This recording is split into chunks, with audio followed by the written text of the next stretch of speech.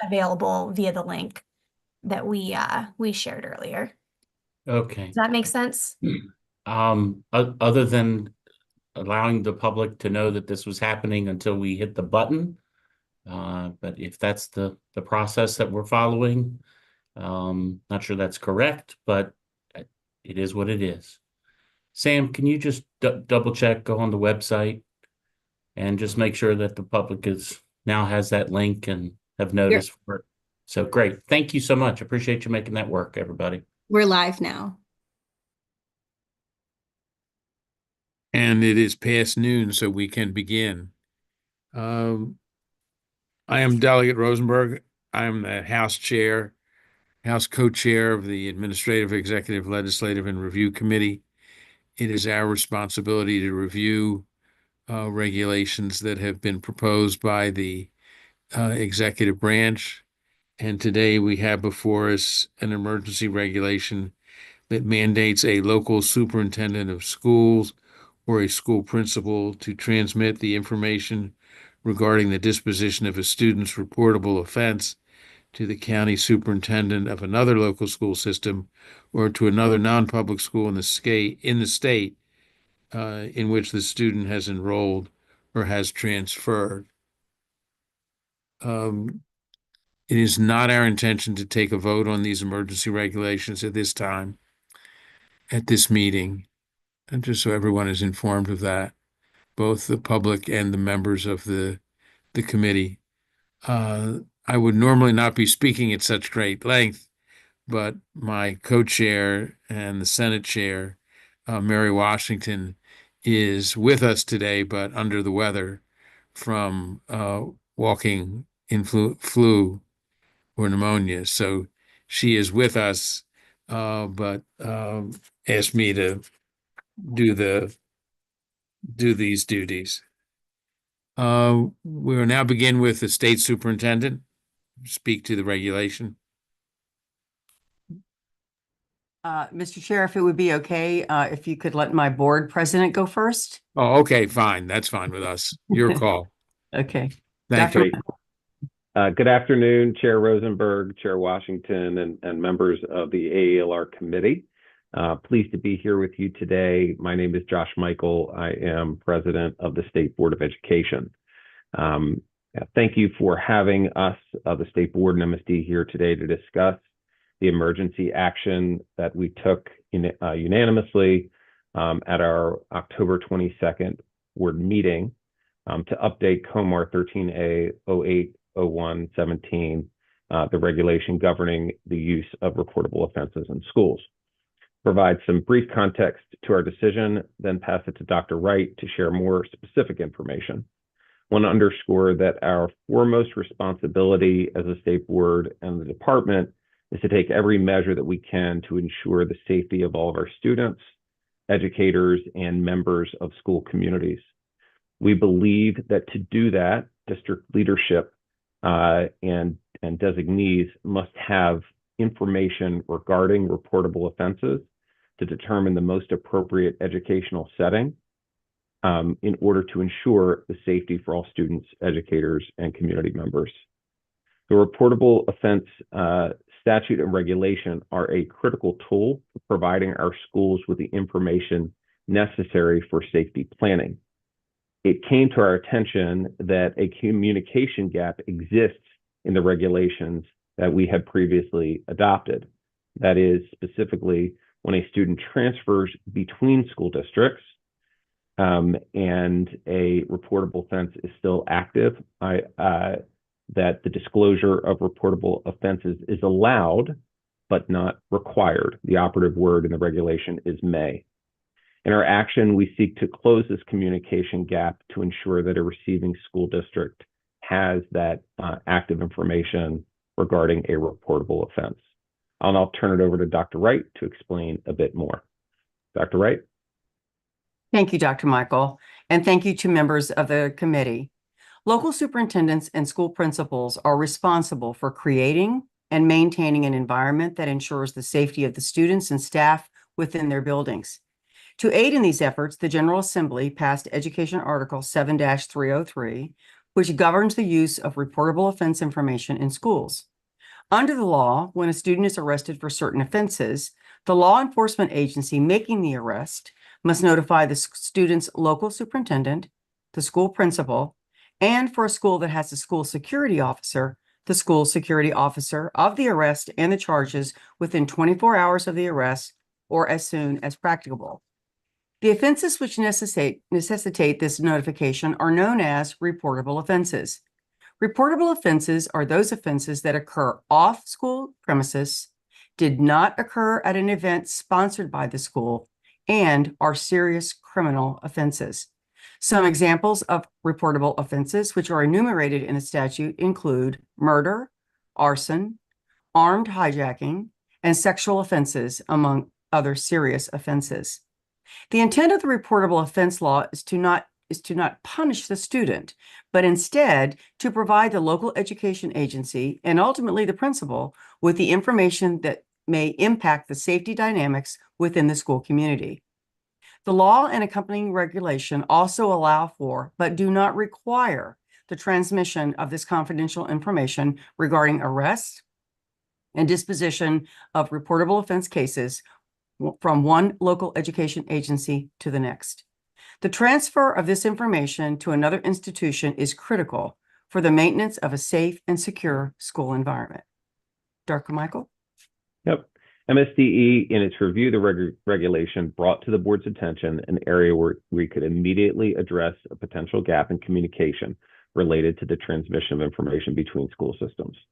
The emergency regulation action that we took now requires that local education agencies share information with local superintendents of the receiving local education agencies or to other non-public schools in the state in which a student has enrolled or transferred. Given the possible seriousness of the reportable offense in question, the amendment to the regulation being presented is coming to this body as an emergency regulation. The change does not address every scenario in which transfer students with reportable offenses enter Maryland schools. We will continue to review applicable laws and regulations to ensure that our school leaders have the information they need to keep school buildings safe, and we'll do so alongside our state agency and local education agency partners, as well as you, the legislature, and the governor. We appreciate our partners in the General Assembly for helping to bring this issue to our attention, and we look forward to partnering with the legislature on any further necessary changes. Dr. Wright and I are happy to answer any questions. Thank you very much. Are there any questions from any of the members of the committee?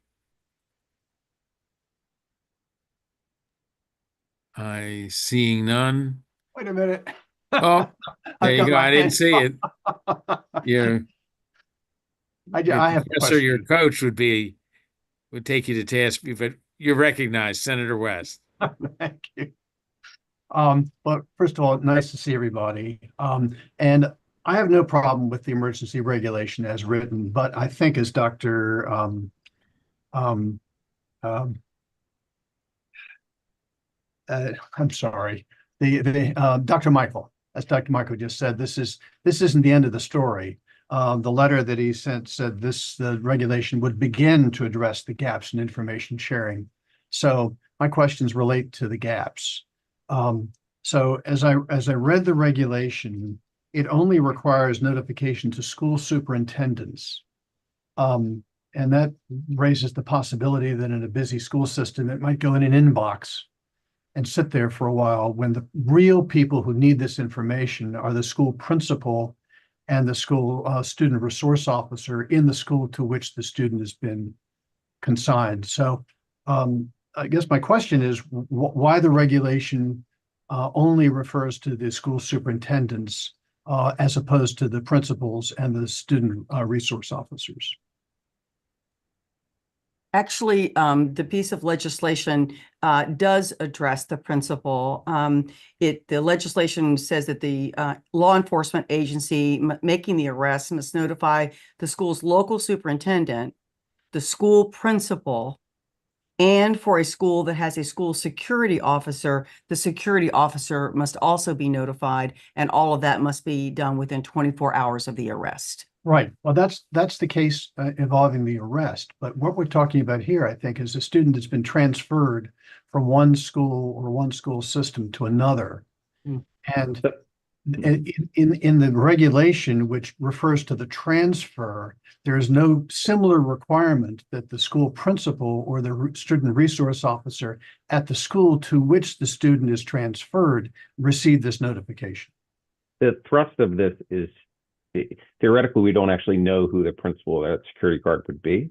The key operative piece here is that the superintendent and designee has the information of the reportable offense so that they can make the appropriate school assignment based on the information that they receive. And so as a part of that transfer packet, the receiving district then would receive that information so that they can make that appropriate assignment. Okay, I hear what you're saying. I would urge you to go back and take a look at that as you continue to investigate this issue. Well. If a student's being transferred from a school in one district to a school in another district, I would assume that the transcripts and other information about the student has to go from the one school to the other. So there should be a knowledge about which school the student's being transferred to, not just which county, but the school in the county. So I would hope you take a look at that and try to be more specific in the final regulation.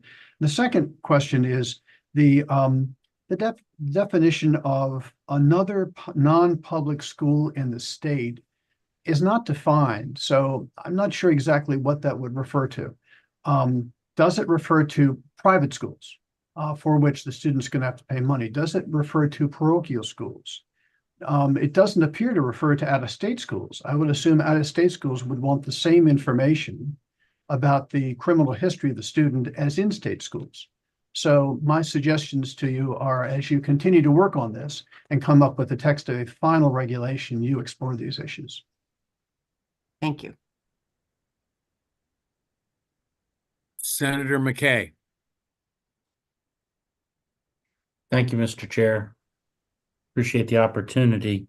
First of all, I want to just compliment Superintendent Wright. I want to say thank you very much for asserting a well thought out process to address this. This obviously is, there's been some issues that have popped up that have promulgated these looking at it, but I want to say thank you very much.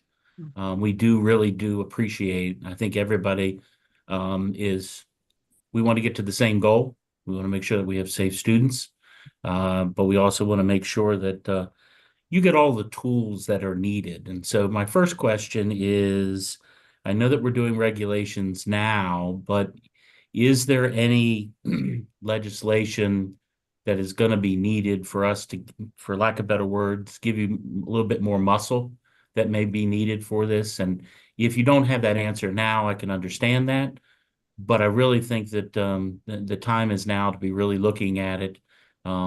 We as the state of Maryland nationwide, we're looking at safety, and we really need to get this right. And so I think we're in good hands when our superintendent's last name is Wright. Thank you, sir. Yes. Okay. So I don't know if you want to speak to that at all. Well, we haven't talked specifically necessarily about legislation, but, the question was posed earlier about gaps that may require a statutory fix. So I want to talk, if you don't mind, I can talk a little bit about that as we Please. speak.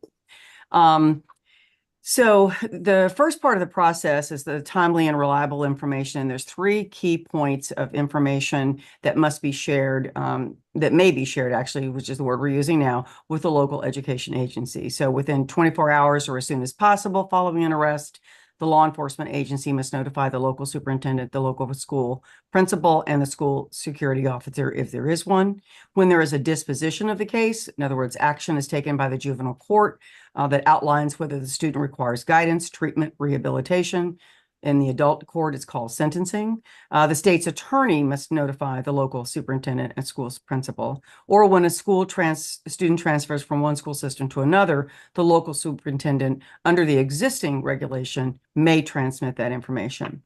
But the state board and the department have also recognized that there are gaps in information sharing when the student is coming in or out of our school systems.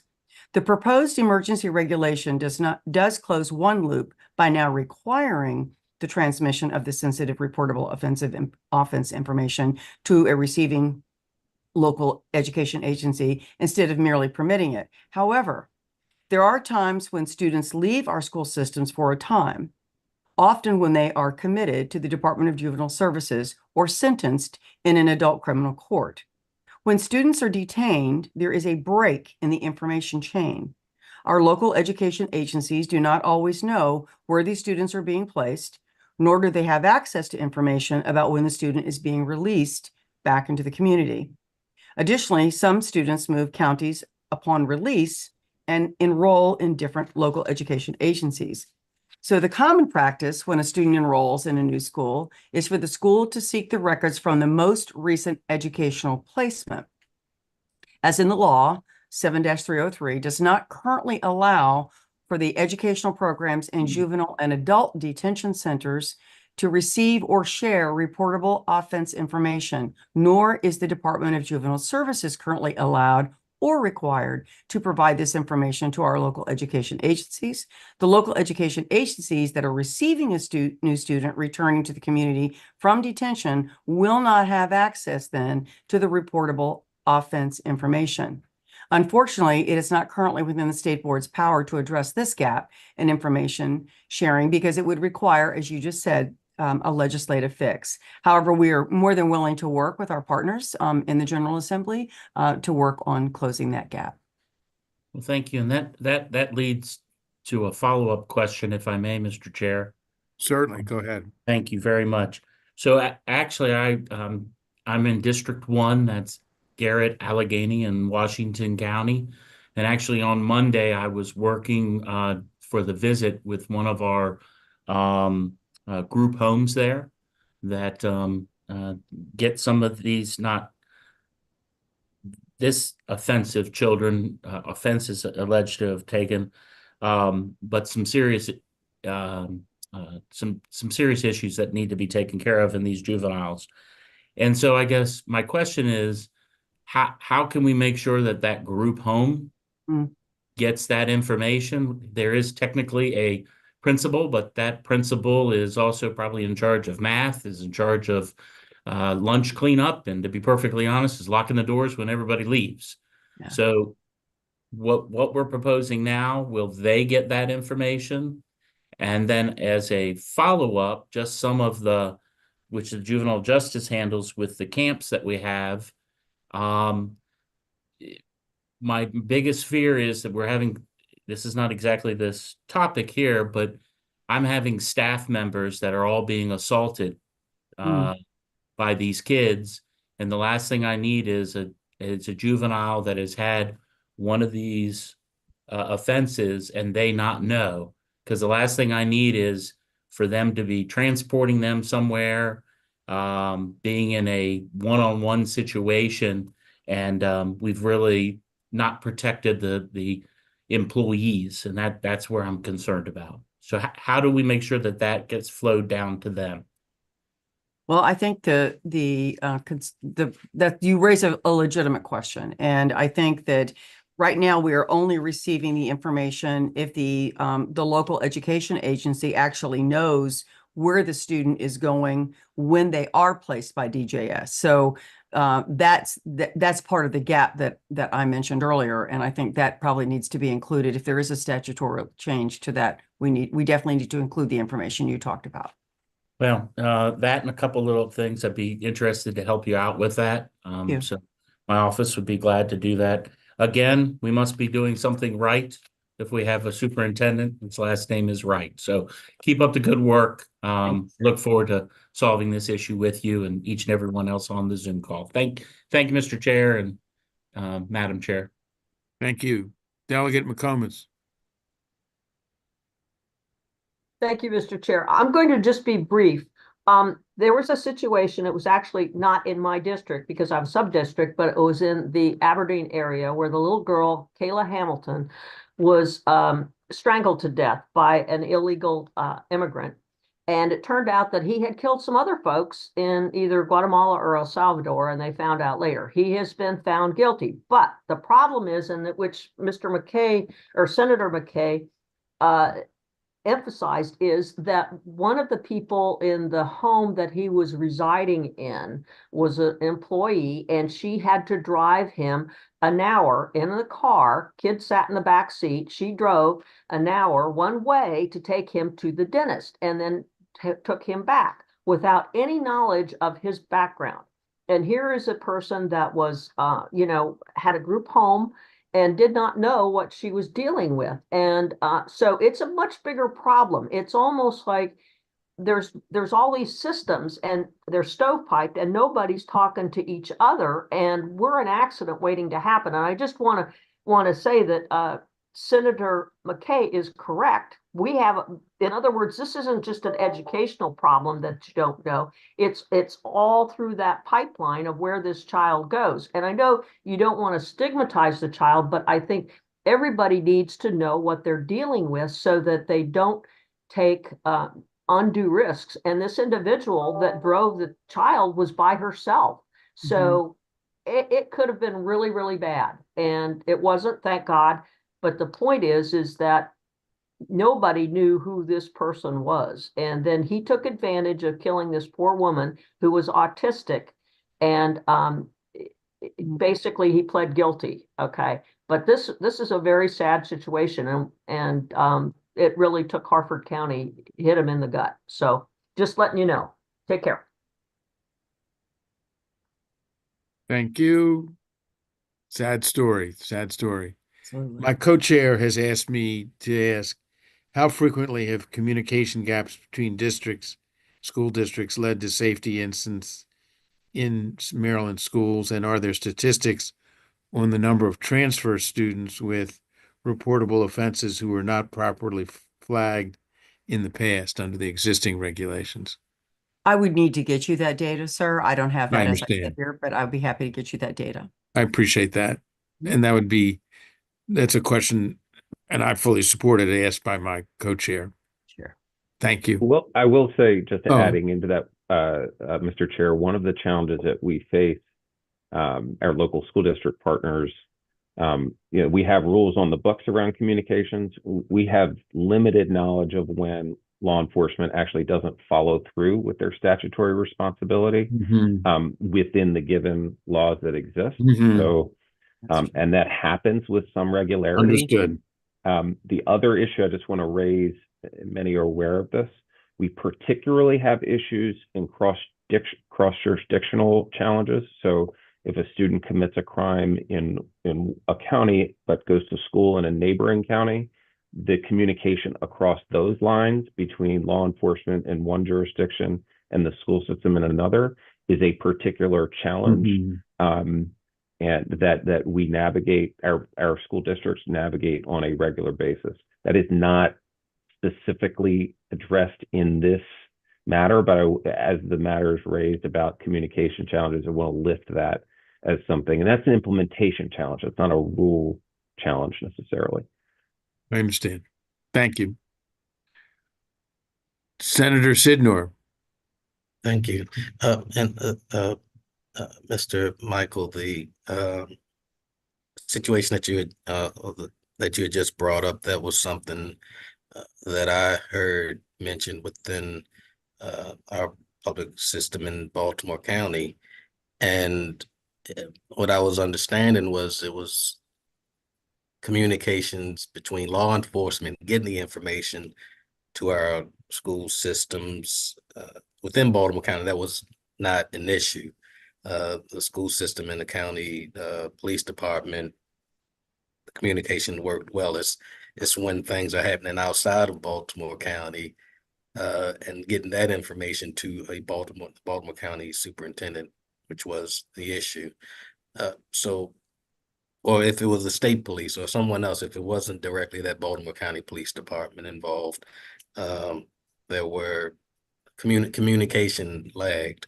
So the question that I had was, what kind of communications have you all had with law enforcement about how it could be more helpful in getting the information that you need in a more timely manner when you're talking interjurisdiction type matters? I'm turning to Dr. Wright and Ms. Gable. I'll say that I know that law enforcement was an important part of our process in developing the regulations in response, and as we responded to the law, and that this is something that we're constantly working on. I know that we're continuing to work in that space. I will note there are different rules and practices in each jurisdiction, and so a lot of that collaboration is happening not necessarily from the state with local law enforcement, but really local law enforcement to local school systems, and those arrangements are being worked on there. Anything else to add, Dr. Wright or? No, that's where I was going to be coming from is exactly what you just said. But Mary, I'll yield to you if you have any other information, particularly as we were developing the reg. The only thing I would say is that the Maryland Center for School Safety also works directly with law enforcement. And so they have that regular communication, but it is the LEA, to your point, Dr. Wright and Dr. Michael, that has their own law enforcement. But the Maryland Center for School Safety really assists with all that too. I will add that, I mean, one of the primary issues that has been raised to our attention from our partners is that it is that when our students are interacting with the Department of Juvenile Services, that is not necessarily we're having a communication gap there, but that when a young person, a justice involved youth is engaged at DJS, that is where the chain of information is breaking. Dr. Wright covered those pieces, but when that happens, and so we are working with our partners at DJS to see how we can ensure, this is a sensitive issue, and I want to really bring voice to this. We really value and are very focused on ensuring this information that is very sensitive is protected, so that we're protecting the individuals that we're talking about, but also that so our school administrators have the information to keep all students safe and are able to plan appropriately. We take that balance very seriously, but we believe fundamentally that effective communication from the appropriate individuals is a really important part of that process. Is data collected by your agency or the Center for Safety or anyone so that we could understand what the lag is or what the average time is? I'm on another call. Can you call me back? Absolutely. If you, Dr. Michael, is it okay if I answer? Okay. Please. Yeah. When the General Assembly amended Education 7-303 in 2022, it included new reporting requirements for all the local education agencies. So beginning last year, MSDE annually submits a report to the governor and the General Assembly by December the 30th, detailing data regarding reportable offenses. These data points include the nature of the reportable offense, demographic information of the involved students, such as race, gender, disability status, and grade, whether the student's educational program was changed as a result of the reportable offense. And members of the public can find this report on the DLS website. And we are currently in the process of finalizing our report that is due to you at the end of this month. But does it, and I didn't, I'm going to assume, and you can correct me if I'm wrong, but that doesn't kind of track the time when things are reported and. No, it does not. It's strictly just the data points about the reportable offenses and the information, demographic information about the person involved. And the only reason I'm asking about this is it seems that there's lag time and gaps, and when there's lag times, I mean, that seemed to be what the concerns were that I've heard mentioned in some of the media reports, where people didn't know, and if they did know, it was 30 days later, or it was so that was my concern. But thank you. You're welcome. Senator, I'm yep, sorry. go ahead, Dr. I Wright. was going to say one more thing I was just going to add, because Dr. Michael referred to it as around DJS. And currently, they are not involved in this reportable offenses process. In fact, they are currently prevented under existing state law from disclosing information about students' charges and the case. So that is a piece that still remains of concern to us. And if I might ask just one last question, Mr. Chair. Certainly. Thank you. With the information that the superintendent gets about these reportable offenses, that information is then shared with, I guess, principals so that they can Correct. decide Correct. what type of educational services that local jurisdiction wants to provide or would be providing to the student, correct? Correct. Is there anything after that? Nothing else happens with that information, and I'm assuming it is that correct? Well, there is regulations around the confidentiality of reportable offense information, including how the information is stored and when it may be destroyed. Specifically, this information may only be transmitted to school personnel of the school in which the student is enrolled and as necessary to carry out the purposes of the legislation. The information must be destroyed when the first of the following occurs.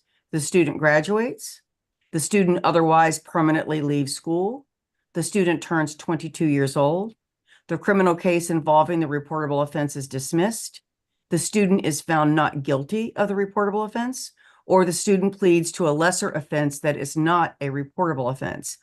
And it's important to note that a student's court case takes time to be resolved. So within that time period, that student may transfer to another LEA or school. And if the case is still pending and the student transfers schools or LEAs, then under the proposed emergency regulation, the reportable offense information must be transferred to the local school superintendent or non-public school. But if the transfer occurs after a case was dismissed, then the reportable information would not be transferred with that student. And within that report, and again, I appreciate your explanation. It's been very enlightening. Do you all have information about what happens with generally what happens with those students who have had that reportable information shared with superintendents, i.e., what type of educational services are they now getting? Because I mean, when one listens, I assume if it's a rather horrendous crime now that we've learned how to do online learning, many students then being sent to online classes so that they're not around other students. I mean, do you have any information or can you provide any insight about that? So 2 points. One, the information around the programming is also included in the annual report that comes to you. Thank you. And two, it really does, it would make a difference depending on the student, the offense, et cetera, how whether the superintendent and the principal, and typically having been a principal, it would be other trusted members of my staff that would come together to make a decision on the most appropriate programming for that child. Would it be in the school? Would it be in an alternative program? Would it be in an online, program? So those kinds of decisions are made at the local level, but all that information is in your annual report. Thank you very much for your time, Ms. Delegate McComas? Thank you, Mr. Chair. My only concern is that this is a very complicated issue with a lot of cooks in the kitchen, and we really don't know what each group adds or takes away from it. And I'm just thinking if it would be possible, if the different people that have the bits and pieces of information could all get in a room and decide what is the best thing, because basically you have the right to safety and preservation of your person and the right of the child that has potentially violated the law and needs to be under supervision, their privacy rights. And so these two very important rights are colliding with one another.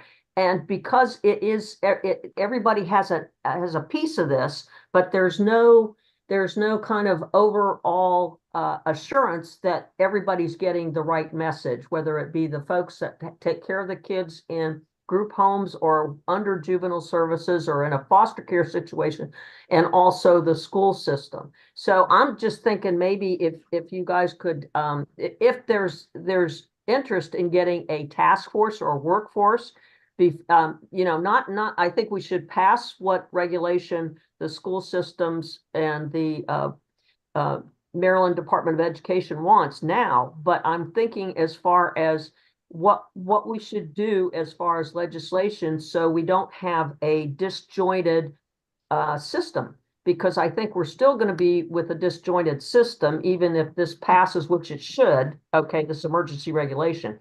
But that's just my thought, that we'd get it right. And we look at what other states do, and the public defender is going to want, less information. Law enforcement's going to want more information, but there's got to be a meeting of the minds that we protect the public and we also protect the juveniles. So that's my thought. You bring up some excellent points, and it is also my understanding that the governor has also convened these groups together. So I think he's trying to get more streamlined process in place as well. So thank you for bringing that up. I would just add, especially in light of the governor's bringing together that work group, that the appropriate forum for a resolution would be the bill hearing or bill hearings in both the House and the Senate. And so that's why we're not going to take a vote at this time, but there will presumably be public hearings on legislation in the upcoming 90 days. Is there any other member of AELR who wishes to speak, or any of the other witnesses?